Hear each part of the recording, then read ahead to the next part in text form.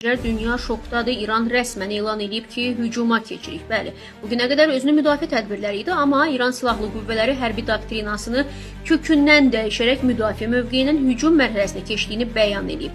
Musavat.com xəbər Foriyə istinadən xəbər verir ki, bu barədə Xatəm Əl-Ənbiya mərkəzi qərargahının komandanı Əli Abdullahi məlumat verib dəyərli izləyicilər və komandan qeyd edib ki, döyüş taktikası artıq dəyişdirilib və əməliyyatlarda ən müasir silahlar, o cümlədən də qabaqcıl hərbi avadanlıqlar tətbiq olunacaq. Abdullahi xüsusi vurğulayıb ki, Amerika və İsrail ordularını gözlənilməz sürprizlər gözləyir. Eyni zamanda İranın birinci vitse-prezidenti Məhəmməd Rıza Arif də rəsmi Vaşinqtonun hədələrinə sərt cavab verib. Amerika prezidenti Donald Trumpın Hörmüz boğazının açılmayacağı təqdirdə İranın elektrik stansiyalarını vuracağı ilə bağlı xəbərdarlığını şərh edən Arif, Tehranın infrastrukturuna hər hansı hücumun bütün regionda kütləvi elektrik kəsintilərinə səbəb olacağını bildirib və deyib ki, İranın özünü müdafiə hüququ qüvvədədir və İslam Respublikasını təhdid edənlər nəticələrə görə ciddi şəkildə məsuliyyət daşıyacaqlar. Vitse-prezident İranın heç vaxt müharibə tərəfdarı olmadığını, lakin özünü müdafiə etməkdə tərəddüd etməyəcəyini vurğulayaraq münaqişənin nə vaxt və necə bitəcəyinə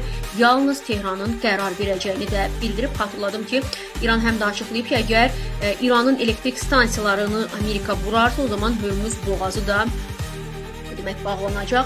Amma eyni zamanda Netanyahu da və Katz da gözlənilməz bir əmr veriblər İsraildən ki, böyük əməliyyata artıq başlayırıq. Eyni zamanda İran raketləri London və Parisi hədəfə alıb. Netanyahu şok anons verib. Dünya ayaqdadır. Netanyahuya inansaq, ümumiyyətlə İran raketlərinin hədəfində həm London var, həm Paris var, həm də Berlin var. Avropanı da bu mübarizədə onlara qoşulmağa bu cür çağırır. Bu barədə siz nə düşünürsünüz? Müharibənin gedişi və müharibənin tempi gündən-günə daha da gərgin